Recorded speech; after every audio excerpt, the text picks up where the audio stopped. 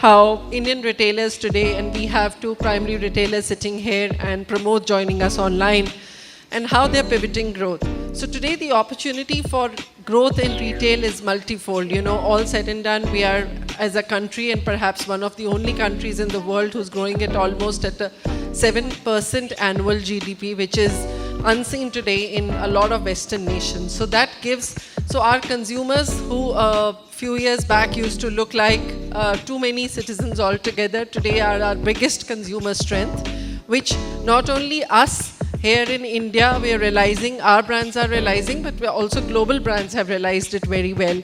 And we want to make use the best of it. And I'm going to talk to Rajesh and Mr. Prashant to understand in the next few minutes as to what they are doing and how they are making sure that they're reaching out to the consumer in each and every part of the country and finding their edge for growth as they go forward. So let me start with you, Mr. Jain. You know, Lacoste has been one of the early brands from the world that came to India, one of the early international brands who understood the India market. And today I see the brand in so many different places. So do you have some particular strategy that you've developed for growth across the country, not just in the big cities or the metros, but also in tier 2 or tier 3 markets, where you potentially see a big growth and a big consumer base? So what is your view on that? Thank you, Ritu. Good morning, friends. Ritu, to answer your question, as you rightly said, that bigger cities, bigger towns like Delhi, Bombay, Madras, I'm using the older versions of Mumbai, Chennai, Bangalore.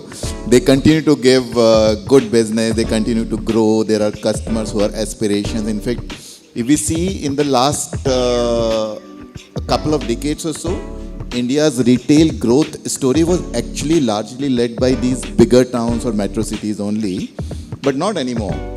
In fact, a new wave of transformation is unfolding in these tier 2 cities now. And these tier 2 cities, they are not emerging markets anymore.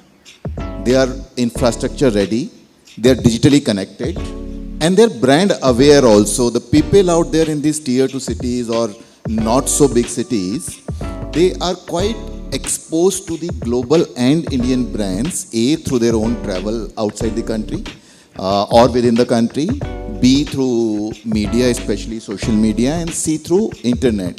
So these tier 2 cities or not so big cities offer a great opportunity for all the brands, whether global brands or Indian brands. And obviously, we also see a great opportunity to grow in these tier 2 cities. Right. And that's why we have started entering those tier 2 cities also. If you had asked me the same question, let's say about 5 years ago, I wouldn't have imagined getting into those kind of markets where we're currently present. And in fact, in some of the markets, we're looking at second physical stores. So if I give you an example, we expanded to Indore, Surat, Raipur, Lucknow, we are there and doing good business, Kanpur.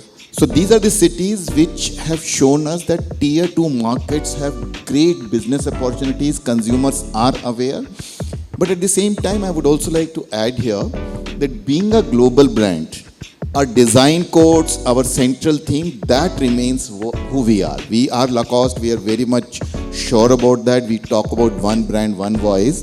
But at the same time, what we've also realized that when we enter these tier 2 cities, a few things are very, very important. One is the location. The new retail developments are coming in these tier 2 cities, and these are premium developments where we also see like-minded brands getting into those cities.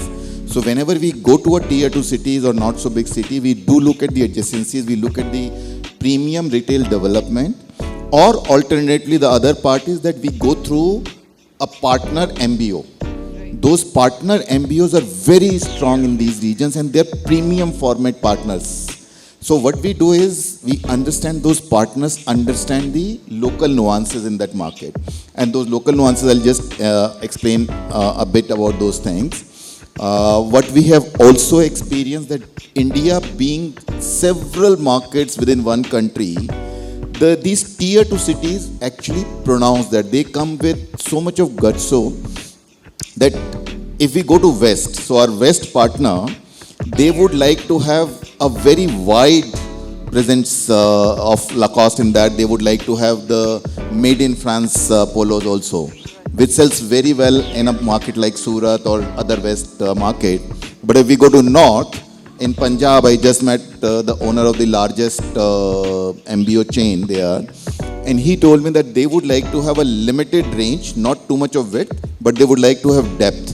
So whatever we keep, that should have a lot of depth so that the consumer doesn't get confused in those MBOs and they come and buy the targeted merchandise.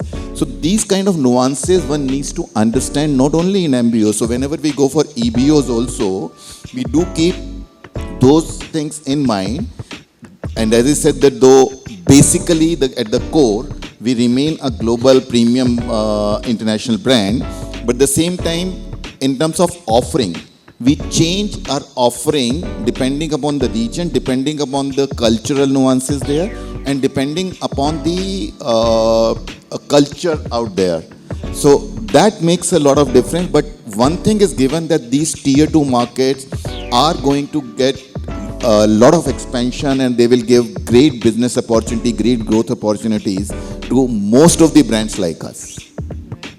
No, I think you're right, and the fact that you paved a way for so many other global brands also to be able to penetrate deeper into India, which has now become a big opportunity. And today our small cities actually are big by themselves. So we don't have to wait for their best customers to come to bigger cities to shop. So I think that is the equation that is changing very rapidly.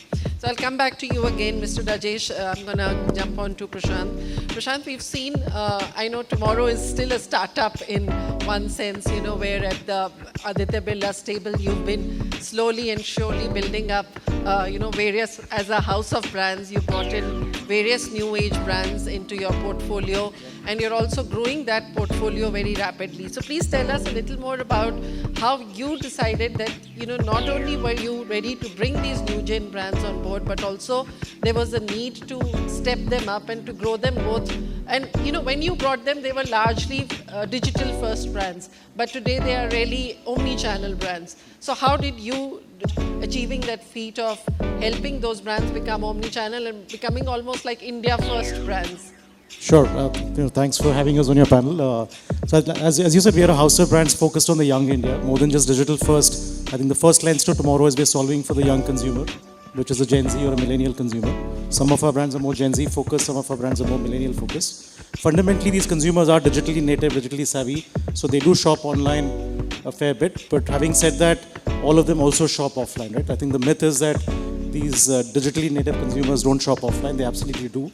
And of course, with quick commerce, what's also changing is the lines are blurring between what is truly offline versus online, or erstwhile omni is also taking a new avatar. I think that is also fundamentally changing the way in which speed is being enabled for the consumer. So if I take a channel lens, I think the way we look at reach first is, of course, our own brand.com is the primary port of call, which is a pure play D2C, right? So which is where we reach all of India, and that's where Meta and Google help us to get to the right consumer, engage with them, build communities on Instagram, build communities on the D2C platform itself. And many of our brands also have apps today. A large part of the loyalty-led, retention-led growth is coming from app business.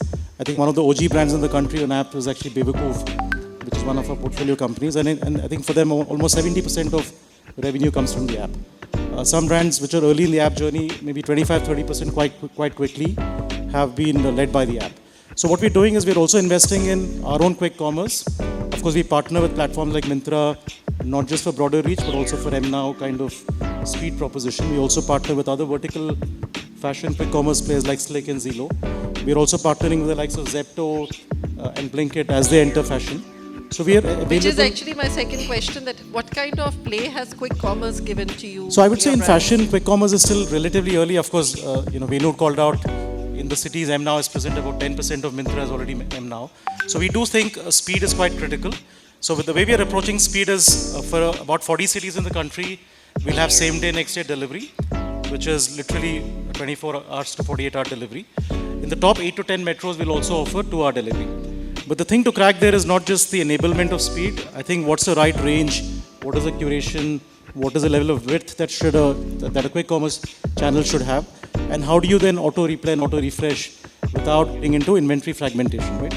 So that's the problem we are trying to solve. Of course, we're still in, I would say, pilot mode. Bewakoof is launched in Bangalore.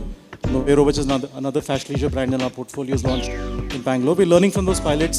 We're learning from our testing on Myntra now, on other platforms, to figure out what is the right curation of range. Because you can't carry the same width and selection that you would carry on your D2C or on platforms like Myntra or Ajio, right?